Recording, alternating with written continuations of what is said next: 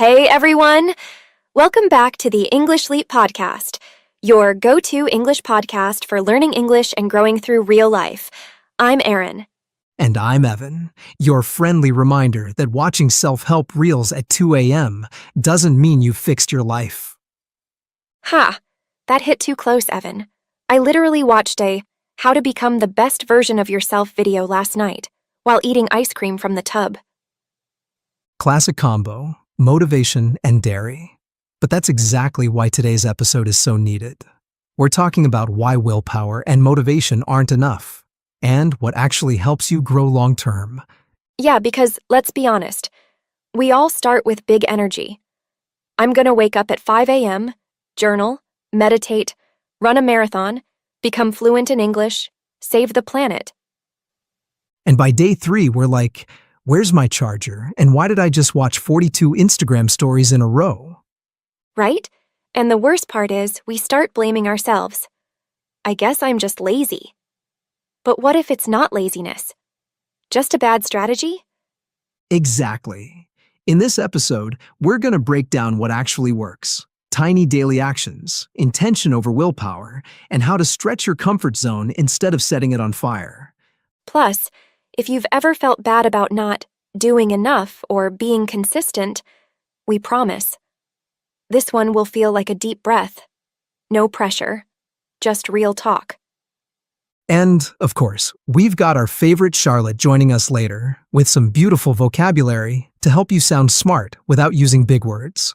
So whether you're sipping tea, out for a walk, or folding that never-ending laundry, let's get into it.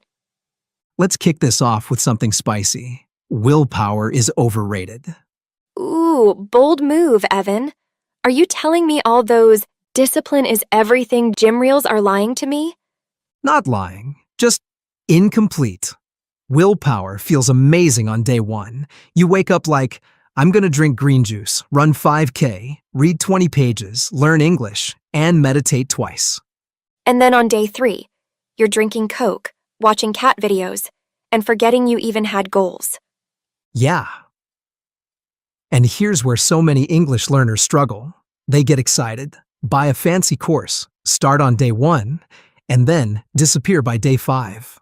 Not because they're lazy, but because they didn't build a routine that survives low-energy days. Exactly. Motivation is like that one friend who hypes you up at the party and then disappears when it's time to clean up. Right.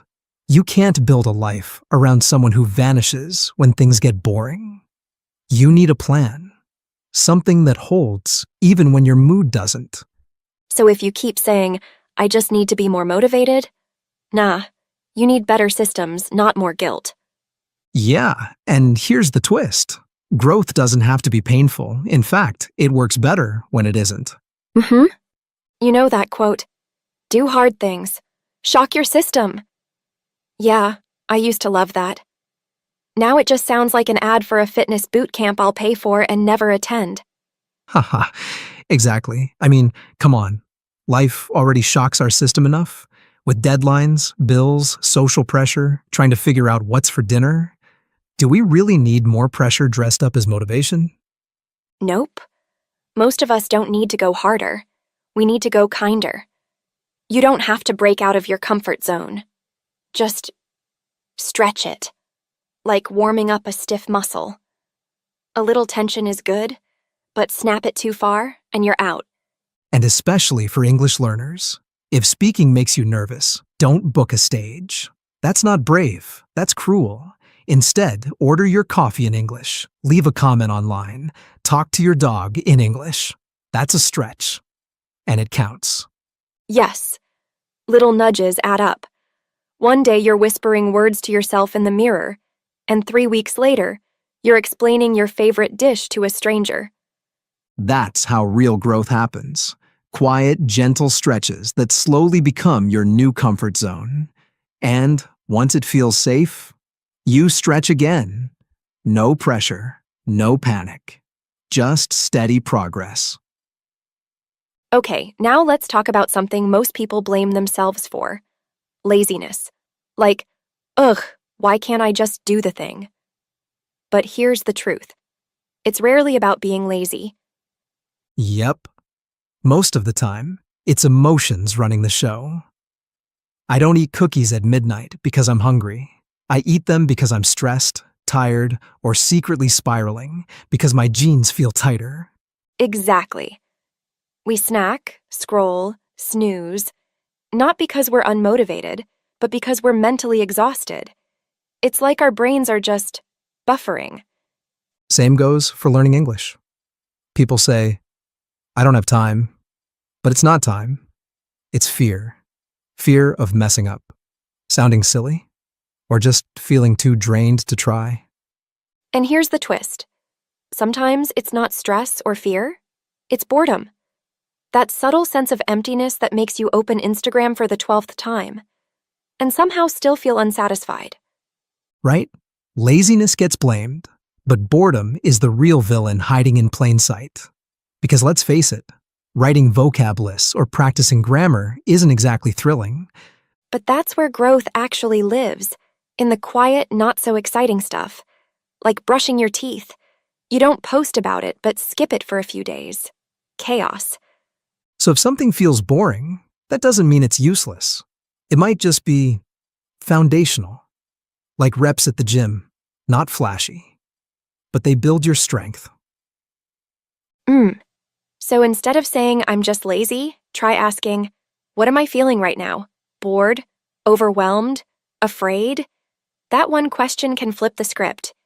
Because once you know the emotion, you stop fighting yourself and start working with yourself.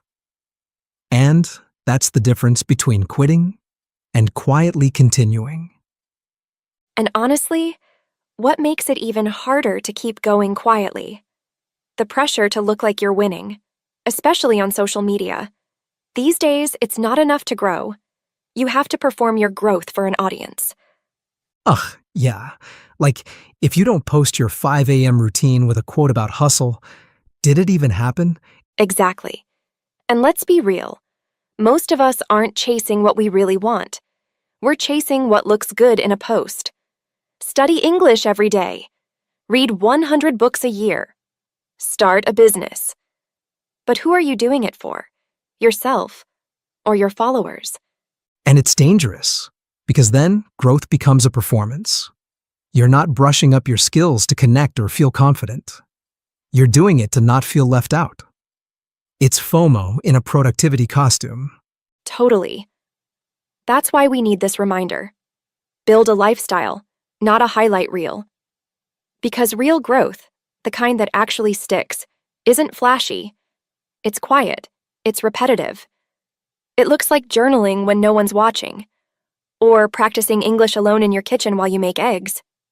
Yeah, it's untagged, unposted, unfiltered. And that's what makes it powerful. Anyone can look successful for a moment. But building a life that feels right, even when no one's clapping, that's real. So if you feel like you're falling behind because your progress isn't aesthetic enough, let that go. You're not behind. You're just real. And real takes time. So instead of asking, how does this look? Maybe ask, how does this feel? Because when you build from the inside, the outside takes care of itself.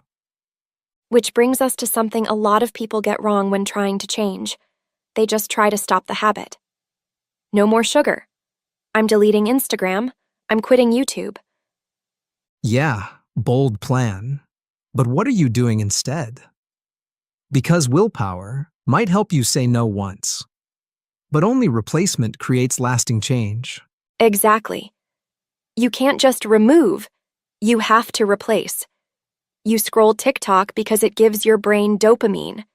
So if you want to stop, you need something else that feels rewarding. Like listening to this podcast while doing chores, or switching doom scrolling for journaling, even if it's just one messy paragraph. Same goes for English learners. Don't say, I'll stop wasting time. Say, every time I reach for my phone, I'll do one English sentence challenge first. Replace the loop. Don't leave a void. Because our brains hate empty space. And when we don't give them something better, They go running back to what's easy. So be kind. Don't just break bad habits. Feed yourself better ones. And here's the next part. Even the best habits won't stick if your environment keeps pulling you in the wrong direction. Totally. Your surroundings are louder than your goals. You can want to focus, but if your phone is buzzing, your space is cluttered, and your energy's already low, good luck. It's like trying to meditate in the middle of a dance floor. The intent is solid, but the environment just doesn't support it. Exactly. Want to read more? Put your book where your phone usually sits. Trying to practice English? Set your browser homepage to an English learning site instead of YouTube. Little tweaks like that change the default. And when your default supports your goals, you don't have to fight yourself so hard. Okay, but let's get real. Even with a great setup, there are days you just don't feel like showing up. And that's where other people come in. Yep. Not just any people, though. You need what I call a commitment champion. Someone who roots for you, not guilts you. Yes. Big difference between, did you do it yet? And, hey, I'm proud of how far you've come. Totally. Today's generation already puts so much pressure on themselves. What we need is someone in our corner, not someone holding a stopwatch. So find that friend, sibling, or even an online community that gets it. And if you don't have one yet, be that for yourself. Be your own champion until someone else joins the team. And here's the big exhale. Healing doesn't begin with perfection. It begins with play. Yes. We're so focused on fixing ourselves that we forget how powerful fun can be. Try something. Mess it up. Laugh. Try again. Learning English? Sing along to silly songs. Watch cartoons in English. Make mistakes on purpose. And celebrate them. That's growth too. Because when growth feels playful, you actually want to show up again tomorrow. And that's how transformation becomes a lifestyle, not a punishment. Take your life seriously, but don't take yourself too seriously. That's such a beautiful note to land on. Growth doesn't have to be heavy all the time. It can be light, playful, and even a little silly. Totally. And if you're still here listening, just know you're doing better than you think. One small shift at a time, it adds up. Speaking of small but powerful, it's time for our favorite segment to wrap things up. You know who's waiting. Yep. Let's hand it over to the one and only Charlotte. She's got some beautiful words from today's episode to help you sound wiser, calmer, and more confident in English. Yeah. Take it away, Charlotte. Hey again, it's Charlotte. Let's take a closer look at some powerful words and phrases from today's episode. These words will help you express everyday emotions and ideas more naturally in English. Overrated. When something is praised a lot but you feel it doesn't deserve the hype. Example: that new restaurant was totally overrated. The food looked good but it tasted so bland. Boot camp. An intense training program designed to push you hard, often used for fitness or learning. Example: she joined a coding boot camp to switch careers in just 3 months. Cruel. Very unkind or causing pain, either emotionally or physically. Example: it was cruel to laugh when he forgot his lines on stage. Nudge. A gentle push, physically or metaphorically. Example: my calendar reminder gave me the nudge I needed to finally schedule that dentist appointment. Subtle. Not obvious, quiet, or small, but meaningful. Example: there was a subtle change in her mood after she got the news. Foundational. Something that is basic but very important, like the base of a building. Example: trust is foundational in any strong friendship. Overwhelm. When you feel like there's too much happening, emotionally or mentally flooded. Example: he felt overwhelmed by the number of messages waiting for him after vacation. FOMO. Stands for fear of missing out, the anxiety of not being part of something others are doing. Example: she said yes to 3 events in one night because her FOMO was kicking in hard. Aesthetic. Related to beauty or style, how something looks or feels visually. Example: her desk setup had a cozy aesthetic with plants and warm lighting. Doom scrolling. Endlessly scrolling through negative or mindless content, usually without realizing. Example: he lost an hour to doom scrolling news headlines before bed. Void. An empty space, physical or emotional.